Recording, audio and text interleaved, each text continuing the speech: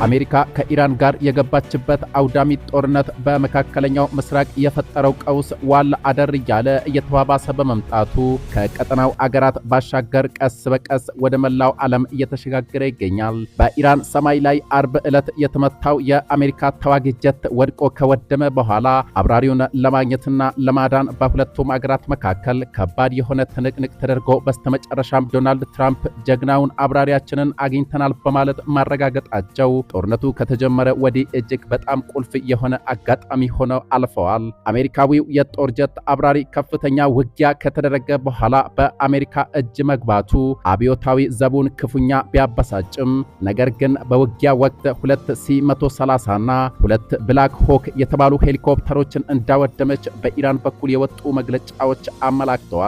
የሁለቱ አገራት ጦርነት አሁንም ተባብሶ ቀጥሏል። በዛሬው ዕለት የኢራን እስላማዊ አብዮታዊ ዘብ የደህንነት አዛዥ የሆኑት ማጂድ ሃዴሚ መገደላቸውን በኢራን የዜና ማሰራጫዎች በኩል የወጡ መግለጫዎች አስታውቀዋል። አብዮታዊ ዘቡ በመግለጫው የደህንነት አዛዡ ዛሬ ጠዋት መገደላቸውን ገልጸው ለጥቃቱም እስራኤልና አሜሪካ ኃላፊነት ይወስዳሉ በማለት ከሰዋል።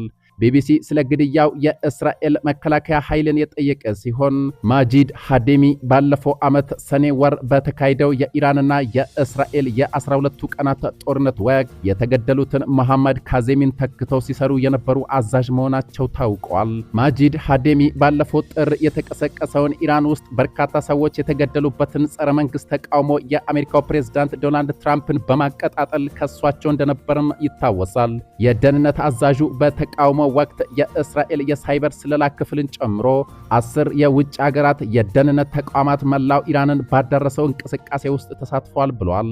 መቀመጫውን አሜሪካ ያደረገው የሰብአዊ መብቶች የዜና አገልግሎት በጥር ወሩ የኢራን መንግስት እርምጃ ቢያንስ 7000 ሰዎች መገደላቸውን አስታውቋል።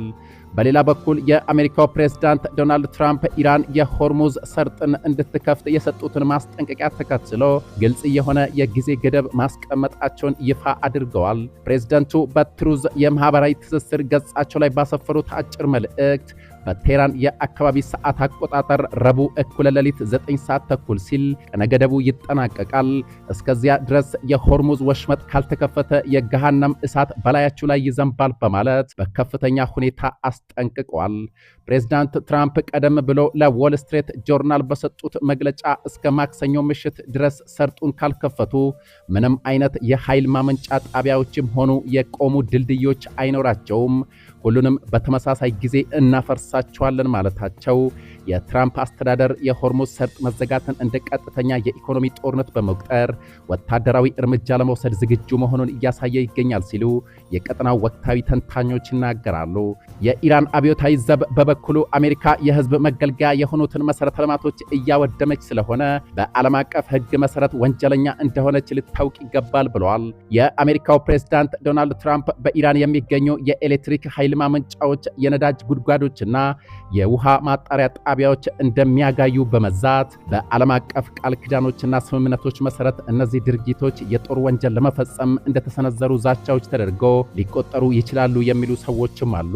የኢነርጂ መሰረተ ልማቶች ወታደራዊ ወይም መንግስታዊ አገልግሎት እንዳላቸው ክርክር ተነስቶ ቢሆንም እንኳ እንደዚህ አይነት ተቋማትን ሆነ ብሎ ማውደም በንጹሃን ዜጎች ህይወት ላይ የከፋ ተጽዕኖ ሊኖረው ይችላልም ተብሏል። የዓለም አቀፉ የወንጀል ፍርድ ቤት መስራች ዋና አቃቤ ህግ የሆኑት ሉዊስ ሞሪኖ ለቢቢሲ እንደተናገሩት ትራምፕ የሚደበድቧቸው የኢራንን የኃይል ማመንጫዎች እንዲሁም ኢራንና እስራኤል ጥቃት የሚፈጽሙባቸው የኢነርጂ መሰረተ ልማቶች ህጋዊ የጥቃት ኢላማ ተደርጎ አይቆጠሩም። ፍርድ ቤቱ ባወጣው የሮም ህግ መሰረት ሆነ ብሎ ጥቃቶችን ወታደራዊ ግብ ወደ ሌላቸው የሲቪል ተቋማት ማዞር የጦር ወንጀል መሆኑን አስረድቷል።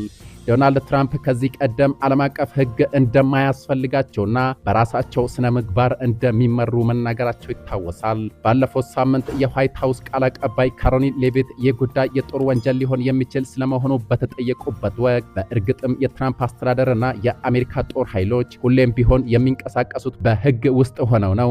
ነገር ግን ፕሬዝዳንቱ በኢራን ላይ የሚካሄደው የኤፒክ ፊውሪ ዘመቻን ግቦች ሙሉ ለሙሉ ለማሳካት የሚያደርጉትን ግስጋሴ የሚያግዳቸው የለም በማለት ሐሳቡን ውድቅ አድርገዋል።